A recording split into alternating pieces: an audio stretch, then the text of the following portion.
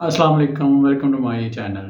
ये वीडियो उन तमाम आइल्स कैंडिडेट के लिए बड़ी मददगार होने जा रही है जो कि आइल्स टेस्ट देना चाह रहे हैं और उन्हें सबसे बड़ी इशू ग्रामर का आ रहा है। ख़ास तौर पर वो कैंडिडेट्स जो कि एजुकेशन को जिनको छोड़े हुए एक लंबा अरसा बीत चुका है और वो अब की कोई काम कर रहे हैं, किसी प्रोफेशन में हैं और वो किसी इंग्लिश स्पीकिंग कंट्री में मूव करना चाहते हैं। तो उसके लिए उन्हें आइल्स जनरल ट्रेनिंग का टेस्ट देना पड़ता है। तो जो सबसे बड़ी मुश्किल उन्हें अपने आइल्स टेस्ट के इस सफ़र में पेश आती है वो ग्रामर है, इंग्लिश ग्रामर। और उनके लिए ये एक पहाड़ बन जाता है सिर्फ इस ग्रामर की वजह से, क्योंकि अगर ग्रामर का ही पता ना हो तो आप किस तरह लिख सकते हैं और किस तरह बोल सकते हैं इंग्लिश। तो इस मसले को हल करने के लिए, इस प्रॉब्लम को हल करने के लिए मैं एक सीरीज़ ऑफ वीडियोस आपके साथ शेयर करूंगा और उस सीरीज़ की ये पहली वीडियो है जिसमें मैं आपको बताऊंगा कि how much grammatical understanding you will need to acquire your required band, कि आपको कितनी ग्रामेटिकल अंडरस्टैंडिंग होनी चाहिए, ग्रामर कितनी पता होनी चाहिए आपको, ताकि आप अपने जो रिक्वायर्ड बैंड है वो हासिल कर सकें। और ख़ास तौर पर वो लोग जो गल्फ़ के अंदर काम कर रहे हैं, इंडिया पाकिस्तान से बिलोंग करते हैं या नेपाल से बिलोंग करते हैं या बांग्लादेश से हैं, तो जिन्हें सबसे बड़ी ये इशू आता है आइल्स टेस्ट करते हुए कि ग्रामर क्यों नहीं समझ नहीं आती है, तो ये वीडियो उनके लिए है। तो इस वीडियो को एंड तक ज़रूर देखिएगा और अगर आपने मेरा चैनल सब्सक्राइब नहीं किया तो अभी मेरा चैनल सब्सक्राइब कर लें ताकि आपको इस सीरीज़ की तमाम वीडियोस मिलती रहें। तो आए हम अपनी वीडियो का आगाज़ करते हैं। इस वीडियो में हम, जैसा कि आपको पता है, कि हम सीखेंगे वो एसेंशियल ग्रामेटिकल एलिमेंट्स जो कि ज़रूरी हैं आपको आइल्स के अंदर अगर आपने एटलीस्ट 5 बैंड लेने हैं। तो ये वीडियो ज़्यादातर उन कैंडिडेट्स के लिए जो जनरल ट्रेनिंग आइल्स देना चाहते हैं और 5 से 6 बैंड उनकी रिक्वायरमेंट है। तो ये समझ लें कि लीस्ट ग्रामेटिकल अंडरस्टैंडिंग है जो आपके पास होनी चाहिए जब आप आइल्स के टेस्ट में जाएं। तो ये एलिमेंट कौन कौन से हैं, इनको मैंने कोशिश की है आपकी आसानी के लिए इनको नंबरिंग करके हम इनको डिफरेंटली इनको डिस्कस करेंगे। तो मैं आपको कोशिश करूँगा बताने की कि आपने ग्रामर के हवाले से आइल्स में किन चीज़ों पे तवज्जो देनी है। तो इंशाल्लाह सब्सीक्वेंट वीडियोस में मैं इन पे जो ईच एलिमेंट है इस पे अलहदा से वीडियोस बनाऊँगा। तो अभी के लिए इस वीडियो में मेरा टारगेट आपको वो ग्रामर का पार्ट बताना है जो कि आपको आइल्स के अंदर ज़रूरी है, ख़ास तौर पर जो जनरल ट्रेनिंग के कैंडिडेट हैं। तो पहले हम स्टार्ट करते हैं।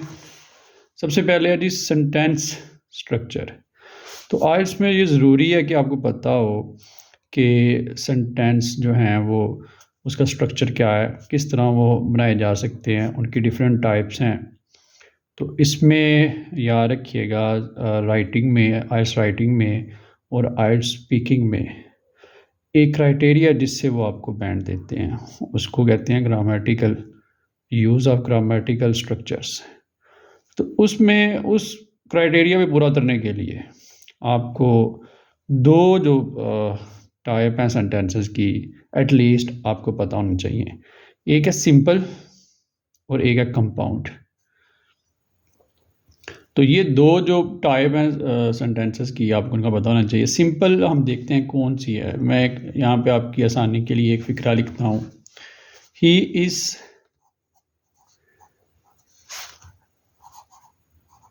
Driving a car. तो ये एक सिंपल सेंटेंस है।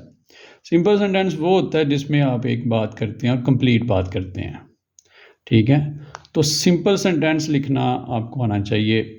दूसरा compound sentence, that is very important.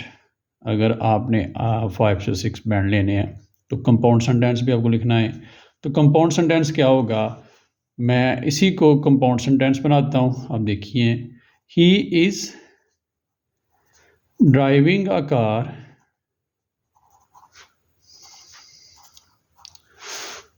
and the car was running at the speed of 100 mile per hour. अब ये दूसरा सेंटेंस क्या है, इट इज़ कंपाउंड सेंटेंस। क्यों कंपाउंड सेंटेंस है, क्योंकि इसमें हमने दो बातें एक ही सेंटेंस में कर दी हैं। तो ये अलग अलग सेंटेंस भी बन सकते थे, लेकिन हमने इस एंड के थ्रू इनको जोड़ दिया है। इसको कंजक्शन कहा जाता है ग्रामर के अंदर। तो कंजक्शन के थ्रू हमने इन दो सेंटेंसेस को एक ही सेंटेंस के अंदर जोड़ दिया है। तो इसको हम कहेंगे कंपाउंड सेंटेंसेस। तो कंपाउंड सेंटेंसेस और सिंपल सेंटेंसेस, ये दो टाइप आपको अच्छी तरह पता होना चाहिए कि ये किस तरह बना सकते हैं इनको और कैसे बनाएंगे। तो ये आपने सीखना है। इस पे इंशाल्लाह मैं डिटेल्ड वीडियो बाद में आपको आपके साथ शेयर ज़रूर करूँगा। तो अगर अभी तक आपने मेरा चैनल सब्सक्राइब नहीं किया तो मेरा चैनल सब्सक्राइब कर दें। नेक्स्ट है G verb tenses. These are very important.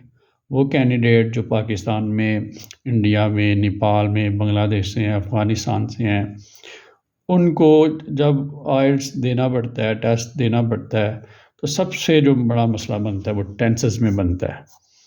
Because ये वो बुनियाद है, टेंसेस जो हैं वो बुनियाद है इंग्लिश लैंग्वेज की। अगर आपने कुछ राइट करना है, अगर आपने उसमें कुछ बोलना है, तो आपको पता होना चाहिए कि ज़माना कौन सा है, वक़्त कौन सा है, आप क्या कर रहे हैं, किस ज़माने की आप बात कर रहे हैं।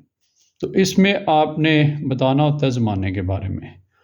तो टोटल इंग्लिश के अंदर 12 टेंसेस हैं, लेकिन इसमें आपको ये जो टेंसेस हैं जो आपके सामने लिखे हुए हैं, उनकी एक कंडीशन होती है। जैसे सिंपल एक कंडीशन है, एक परफेक्ट कंडीशन है, एक कॉन्टीन्यूस कंडीशन है, एक कॉन्टीन्यूस परफेक्ट कंडीशन है। तो उन चार में से ये दो कंडीशंस का आपको पता होना चाहिए कि जी सिंपल कंडीशन कौन सी होती है और परफेक्ट कंडीशन कौन सी होती है। फिर क्या होता है, ये ज़माने हैं, प्रेजेंट, पास्ट और फ्यूचर। आपको पता होना चाहिए कि आप जो बात करना चाहते हैं वो क्या हाल की है, प्रेजेंट की है, या माजी की है, पास्ट की है, या वो फ्यूचर की है। तो आपको ये फॉर एग्ज़ाम्पल आपको पता होना चाहिए प्रेजेंट सिंपल टेंस कौन सा है, पास्ट सिंपल टेंस का क्या पहचान है, फ्यूचर सिंपल टेंस की क्या पहचान है, इसको कैसे आपने यूज़ करना है। इसी तरह प्रेजेंट परफेक्ट का आपको पता होना चाहिए, पास्ट परफेक्ट का और फ्यूचर परफेक्ट का। तो ये वो टेंसेस हैं जो आपको ज़रूरी हैं सीखना आइल्स में अगर आपने 5 से 6 बैंड लेने हैं। तो टेंसेस ये तकरीबन आपको 6-7 टेंसेस बनते हैं। तो ये आपने सीखने, लाजमी सीखने हैं। इसमें भी मैं इंशाल्लाह एक डिटेल वीडियो इन पे आपके साथ ज़रूर शेयर करूँगा। तो इनको जिसमें हम देखेंगे कि प्रेजेंट सिंपल क्या होता है, पास्ट सिंपल कैसे बनाना है, फ्यूचर सिंपल कैसे बनाना है। तो इंशाल्लाह नेक्स्ट वीडियो में आप इसको देखेंगे। तो नेक्स्ट है जी जो ग्रामेटिकल एलिमेंट है जो ज़रूरी है आइल्स के हवाले से, समझने के हवाले से, वो है सब्जेक्ट वर्ब एग्रीमेंट। ये सब्जेक्ट वर्ब एग्रीमेंट क्या है? देखिए इंग्लिश का जो कह लें कि जो बुनियाद है फ़िक्रे की, चाहे आप बोलें चाहे आप उसे लिखें, वो है subject plus verb plus object. ये तीन चीज़ें आपके हर सेंटेंस के अंदर मौजूद होती हैं। तो इनमें एक एग्रीमेंट है, इसका आपने ख्याल रखना है। ये एग्रीमेंट क्या है? एग्रीमेंट है नंबर का और पर्सन का, सिंगुलर और प्लूरल सब्जेक्ट। तो याद रखें, जब आपने फॉर एग्जांपल आपने सिंगल बात करनी है अपनी, फॉर एग्जांपल आप कहते हैं कि आई ड्राइव अ कार, मैं एक कार चलाता हूँ, ठीक है। आई ड्राइव अ कार, अगर आप यहाँ पे लिख देते हैं आई ड्राइविंग अ कार तो गलत होगा आपका सेंटेंस, ठीक है। आई, तो आपने इसमें ख्याल रखना है नंबर और पर्सन का जो एग्रीमेंट है उस पर तवज्जो देनी है। आपने सिंगुलर और प्लूरल को देखना है। फॉर एग्जांपल आप कहते हैं ज़्यादा लोगों की बात करते हैं, आप इस्तेमाल करते हैं they are playing cricket. For example एक मैं फ़िक्रा लिखता हूँ, दे आर प्लेइंग क्रिकेट, कि वो क्रिकेट खेल रहे हैं। तो इसमें अगर आप दे की जगह ही का इस्तेमाल कर दें, ही आर प्लेइंग क्रिकेट, तो आपका सेंटेंस गलत होगा, क्योंकि ये प्लूरल है तो हेल्पिंग वर्ब भी प्लूरल आना चाहिए। तो आपने इसका ख्याल रखना है कि हेल्पिंग वर्ब आपका जो सब्जेक्ट है उसके मुताबिक होगा। अगर आपने यहाँ पे सिंगुलर है, फॉर एग्जांपल ही है, तो यहाँ पे इज़ आएगा, ही इज़ प्लेइंग क्रिकेट। अगर वो ज़्यादा लोग हैं, ज़्यादा खिलाड़ी हैं, तो आप लिखेंगे दे आर प्लेइंग क्रिकेट। तो ये क्या है, सिंगुलर प्लूरल जो सब्जेक्ट हैं और इनका वर्ब के साथ तल्लक, कि वर्ब आप कौन सा इस्तेमाल कर रहे हैं। तो जो जैसा अगर आपका सिंगुलर सब्जेक्ट है तो वर्ब भी सिंगुलर होगा। तो नेक्स्ट है जिसमें जो इम्पोर्टेंट वो है आर्टिकल्स, आ एंड द। ये 3 आर्टिकल हैं इंग्लिश के अंदर, इनके इस्तेमाल का आपको पता होना चाहिए। फॉर एग्जांपल आपको पता होना चाहिए एप्रोप्रिएट यूज़ टू स्पेसिफाई और जनरलाइज नाउन। ये बेसिकली नाउन के साथ इस्तेमाल होते हैं articles A and the.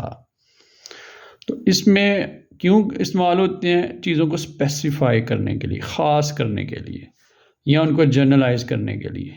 For example ये मैंने ऊपर लिखा जो sentence, he is driving a car. अब ये क्या था, आर्टिकल। अब यहाँ पे हमने ये एक जनरल बात की है कि वो कार को चला रहा है, क्योंकि यहाँ पे कार आम बहुत सी कारें हैं, कोई भी कार हो सकती है, ठीक है। लेकिन जब हमने दूसरा इसको लिखा and the car was running at speed of 100 ampere, तो अब क्या हुआ, अब द इस्तेमाल किया है। वाई, क्यों इस्तेमाल किया है, क्योंकि अब ये ख़ास कार हो गई है, वही कार जो वो ड्राइव कर रहा है, वो ये ही जो सब्जेक्ट कार, जिस कार को ड्राइव कर रहा है, अब वो कार ख़ास हो गई है। तो इसलिए अब जो दोबारा इसका जिक्र किया सेंटेंस में तो दा लगाया, तो दा चीज़ों को स्पेसिफाई करने के लिए इस्तेमाल किया जाता है, उनको स्पेसिफाई करने के लिए, और आ जो है वो जनरलाइज करने के लिए नाउन को। तो बेसिकली ये नाउन के साथ आता है। तो इनका एप्रोप्रिएट इस्तेमाल आपको पता होना चाहिए। इस पे आपको मैं इंशाल्लाह इस पे भी एक डिटेल वीडियो आपके साथ शेयर करूँगा। नेक्स्ट है यूज़ ऑफ डेफिनेट द, यानी कि ये जो द है इसको डेफिनेट आर्टिकल कहा जाता है। डेफिनेट, ठीक है, ये चीज़ों को डेफिनेट करता है, यकीनी बनाता है उनको, उनके रिलेटेड कोई भी डाउट जो हो उसे ख़त्म करता है। इसी तरह और इन डेफिनेट ए और एन आर्टिकल, ए और एन का जो इनडेफिनेट आर्टिकल है उसका इस्तेमाल, तो ए आता है कॉन्सोनेंट साउंड्स के साथ, एन आता है जो वॉवल साउंड्स हैं। तो इंशाल्लाह इनकी जो डिटेल वीडियो होगी उसमें मैं इनका इस्तेमाल आपके साथ शेयर करूँगा। नेक्स्ट आ जाता है जी प्रोनाउंस। तो ये ज़रूरी है आपको समझना कि प्रोनाउंस क्या होते हैं। प्रोनाउंस वो वर्ड होते हैं जो कि नाउन की जगह इस्तेमाल होते हैं, the word that are used on the place at the place of pronoun, pronoun की जगह जो इस्तेमाल आते हैं। तो इनका एक्यूरेट इस्तेमाल, for example Ali is a student, कि अली एक तालिब इल्म है, ठीक है। He can read a book,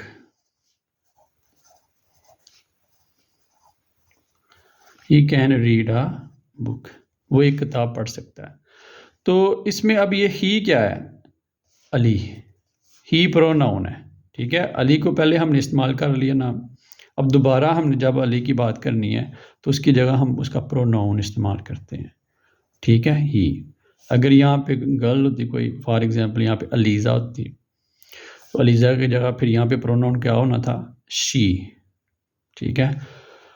अगर यहाँ पे ज़्यादा, जैसे for example Ali and Aliza are student, कि वो स्टूडेंट हैं, तो यहाँ पे क्या आना था फिर प्रोनाउन दे। तो प्रोनाउन का जो इस्तेमाल है, एप्रोप्रिएट इस्तेमाल, that is very essential to get maximum bands in IELTS. Next आ जाता है जी इसमें propositions.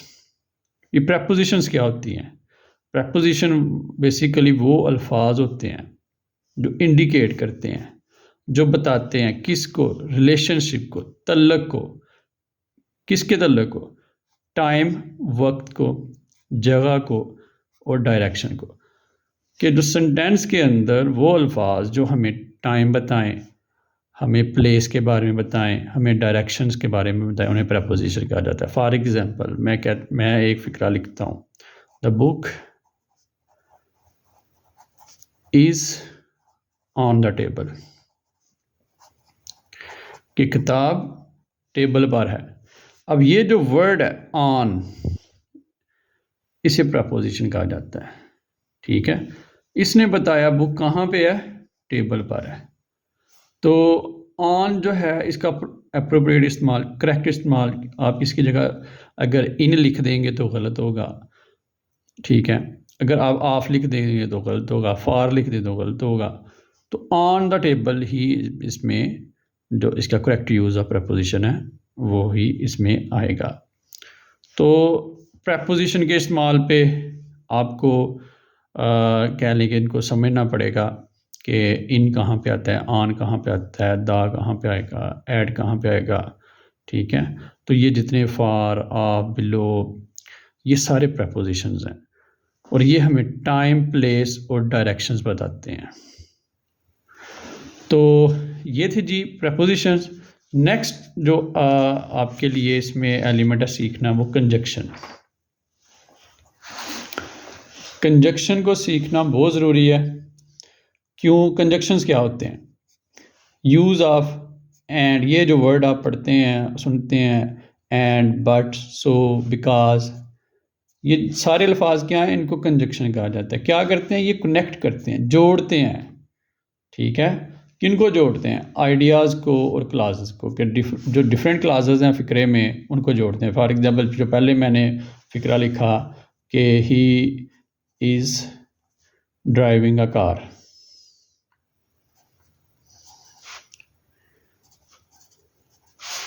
the car was, and the car was, and the car is running,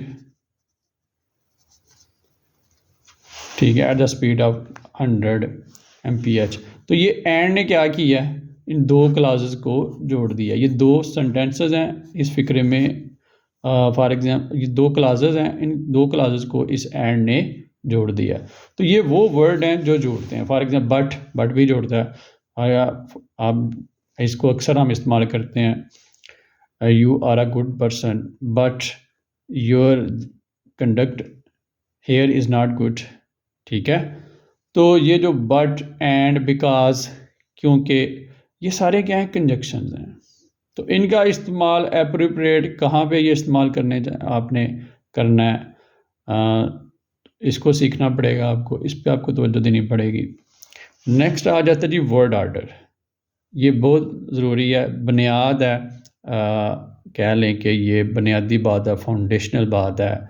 आपको जो इंग्लिश में अगर आपने बोलना है, अगर आपने लिखना है, तो आपको पता होना चाहिए कि इंग्लिश का सेंटेंस जो है उसकी फॉर्मेशन क्या है। तो सबसे पहले सब्जेक्ट आता है, ठीक है, फिर वर्ब आता है और फिर ऑब्जेक्ट आता है। अब सब्जेक्ट क्या है, वर्ब क्या है, ऑब्जेक्ट क्या है, नेक्स्ट वीडियो में मैं इंशाल्लाह इसको डिटेल से बयान करूँगा। ये एक सीरीज़ है, तो इस सीरीज़ की ये पहली वीडियो है। तो आपको पता होना चाहिए कि पहले सब्जेक्ट आता है, वर्ब आता है। जैसे फॉर एग्ज़ाम्पल हम जो ऊपर ही सेंटेंस लिख रहे हैं, तो उसमें कौन सा सब्जेक्ट वर्ब है, आपको समझाने के लिए मैं लिख देता हूँ। He is driving a car. तो इसमें सब्जेक्ट वर्ब कौन से हैं? ये सब्जेक्ट है, ठीक है, ये वर्ब है और ये क्या है? ऑब्जेक्ट, ठीक है। तो ये बेसिक इसकी कह लें कि इसकी कंस्ट्रक्शन है इंग्लिश सेंटेंस की। तो आपको पता ना, सबसे पहले सब्जेक्ट है। फॉर एग्जांपल यहाँ पे अगर आप इसको चेंज कर देते हैं, ड्राइविंग ही कार, तो ये आपका सेंटेंस गलत होगा। आपने हमेशा सब्जेक्ट को पहले लिखना है, फिर वर्ब आता है और फिर ऑब्जेक्ट आता है। तो ये वर्ड ऑर्डर को फॉलो करना बहुत ज़रूरी है, आपने इसी को फॉलो करना है। इसी तरह नेक्स्ट देखते हैं ये निगेशन, कि जब आपने नेगेटिव फॉर्म्स बनानी है तो आपको पता होना चाहिए कि नेगेटिव कैसे बनाते हैं फ़िक्रे को। फॉर एग्जांपल इसी फ़िक्रे को हम नेगेटिव बनाते हैं, तो कैसे बनाएंगे? He is not driving a car, कि वो कार को नहीं चला रहा, वो ड्राइव नहीं कर रहा। अब ये नॉट ने क्या बना दिया? इसको नेगेटिव फिक्रा बना दिया है। इसी तरह इंट्रोगेटिव हैं कि उनको इंट्रोगेटिव कैसे बनाना है? इंट्रोगेटिव कहते हैं सवालिया फ़िक्रे को। तो सवालिया फ़िक्रे को जब हम बनाएंगे तो इज़ को पहले ले आते हैं, ठीक है। Is he driving a car, ठीक है। तो ये इंट्रोगेटिव और ये नेगेटिव जो निगेशन है, ये भी आपको बेसिक पता होना चाहिए। तो इस पे भी इंशाल्लाह इस सीरीज़ में मैं वीडियो बनाऊंगा। तो ये बेसिक ग्रामर है जी। ये 7, 8, 9 चीज़ें जो हैं आपको पता होना चाहिए। इन चीज़ों का आपने इनको समझना है कि अगर आप कह लें कि स्क्रैच से अपनी तैयारी को स्टार्ट करते हैं तो ये चीज़ें ग्रामर की आपने समझनी है। मैं ऑनलाइन क्लासेस भी ले रहा हूँ। अगर आपने इनको मुझसे समझना है तो आप मेरी ऑनलाइन क्लासेस भी ज्वाइन कर सकते हैं। और इस यूट्यूब चैनल पर भी मैं इंशाल्लाह जो आने वाली वीडियोज़ हैं उनमें मैं एक एक करके इनको डिस्कस करूँगा। तो अभी अगर आपका कोई क्वेश्चन हो तो आप अपना क्वेश्चन कमेंट्स में लिख सकते हैं। तो उम्मीद करता हूँ जी आपने इस वीडियो से सीखा होगा, आपको पता चल गया होगा कि आपको कितनी ग्रामर की ज़रूरत है और ग्रामर के कौन कौन से पार्ट हैं, कौन कौन से एलिमेंट हैं जिनको सीखना आपके लिए ज़रूरी होगा अगर आप 5 to 6 बैंड आइल्स के अंदर लेना चाह रहे हैं। तो अगर आपने अभी तक मेरा चैनल सब्सक्राइब नहीं किया तो मेरा चैनल सब्सक्राइब कर दें। I wish you best for your future endeavours. Next video तक मुझे इजाज़त दें। अल्लाह हाफिज़।